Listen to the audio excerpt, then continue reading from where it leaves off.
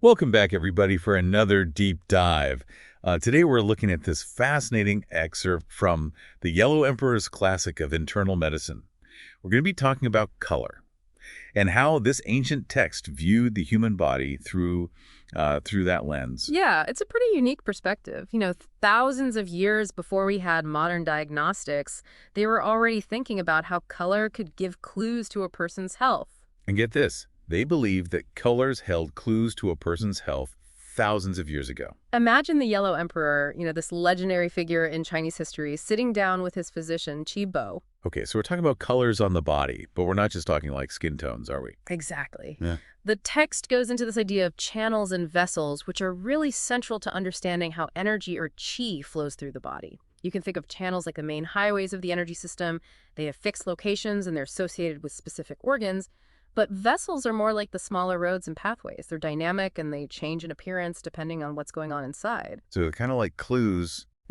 By observing the colors of these vessels, ancient physicians could actually gain insights into a person's internal state.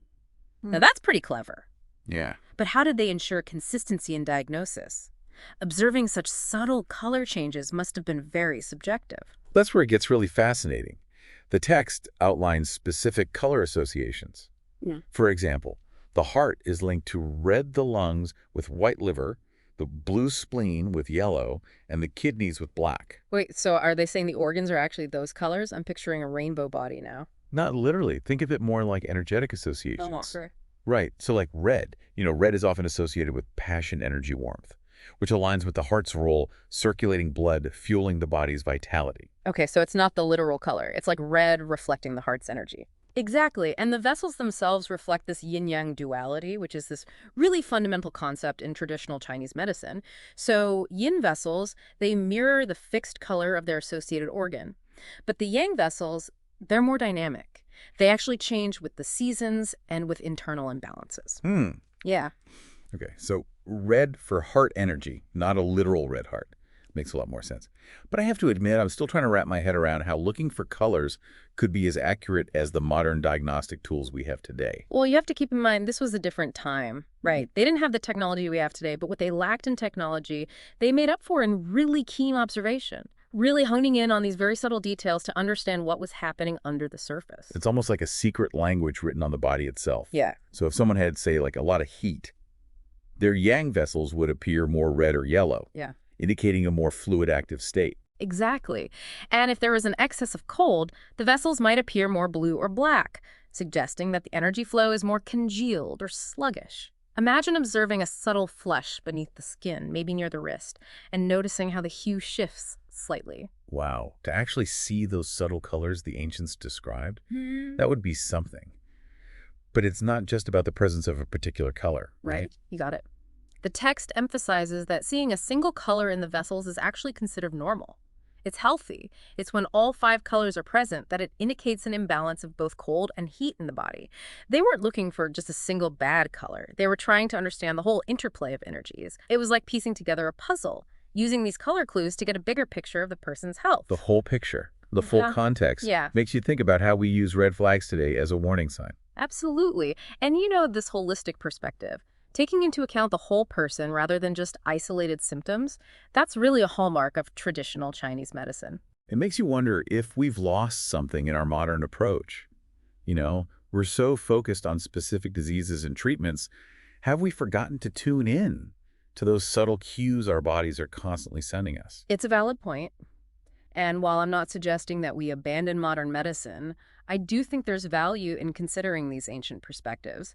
Maybe by rediscovering this wisdom, we can find new paths to health and vitality in our modern world. Okay, so we've got this ancient system of observing colors to understand the body's energy and potential imbalances. But how does it actually apply to us in the 21st century? Well, that's the million-dollar question, isn't it? So we're back, and we've been talking about this ancient color diagnostics. But how does this ancient wisdom actually translate to our lives today? Yeah, it's definitely a bridge we have to build thoughtfully. We can't just plop ancient practices into modern medicine. But, there are some interesting parallels. Okay, like what? Give me an example. Help me connect the dots here. Well, think about how we already use color in diagnostics today. Like redness signals, inflammation paleness might suggest anemia. A yellowish tinge can point to liver issues. We're already kind of paying attention to color, even if we don't consciously link it back to these ancient systems. Ah, so we're already doing it without even realizing it. Exactly. And while those are pretty straightforward examples, there's a whole field of research now exploring more subtle color variations, especially with imaging technology. So like using specialized cameras or scanners to pick up on things that our eyes can't see. Precisely. There are techniques that use infrared light, for instance, to map blood flow patterns. This can reveal subtle changes in circulation that might actually point to early signs of disease. Wow. It's like taking those ancient principles of color observation and giving them a high-tech boost. Hmm. But this all feels very clinical. What about the everyday person? How can we actually apply this ancient wisdom in our own lives? That's where the real magic happens, I think.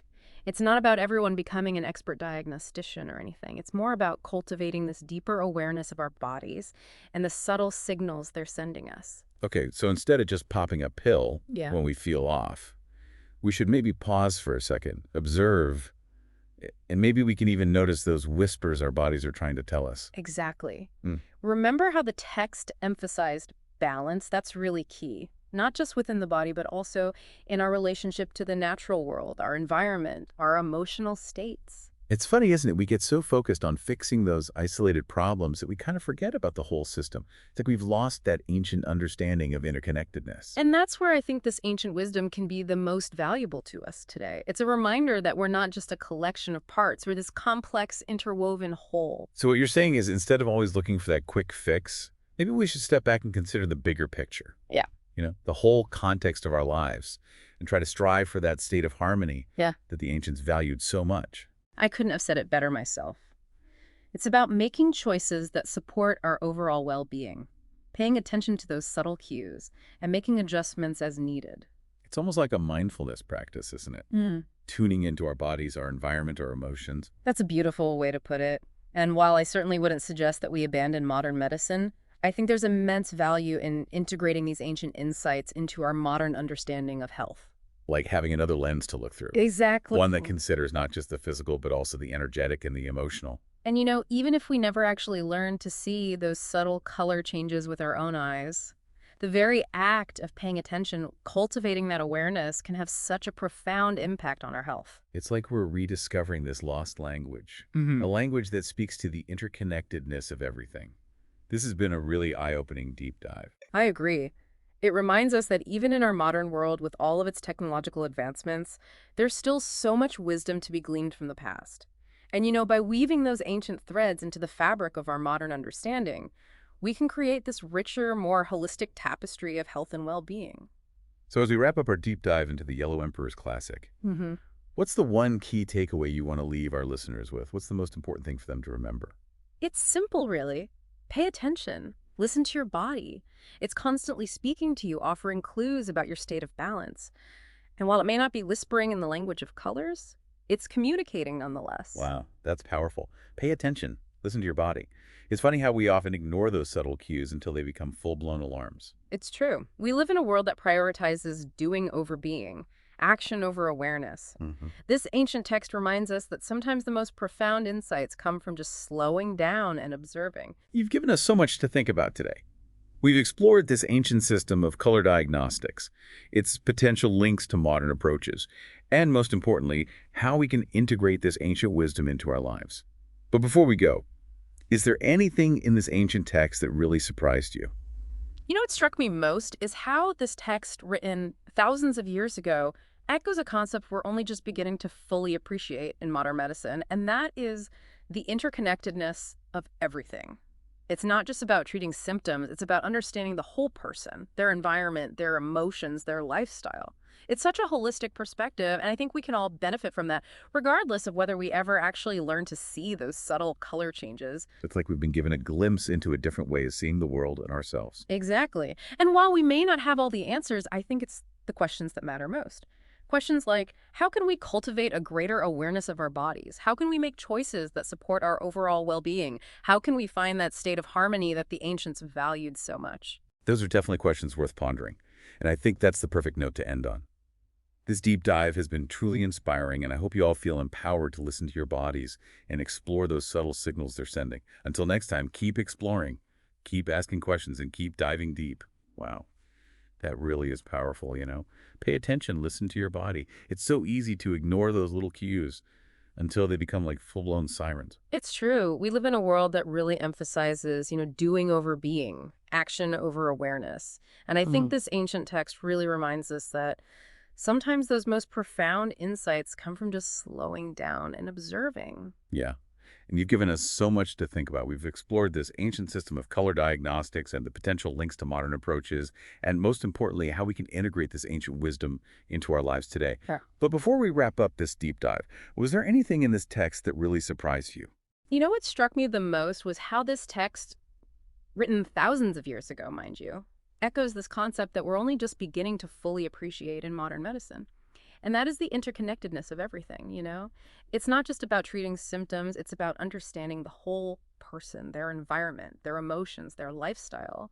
It's such a holistic perspective, and I think we can all benefit from that, regardless of whether we ever learn to see those subtle color changes or not. Yeah. It's like we've been given this glimpse into a whole different way of seeing the world and ourselves. Exactly. And while we may not have all the answers, I think it's the questions that matter most.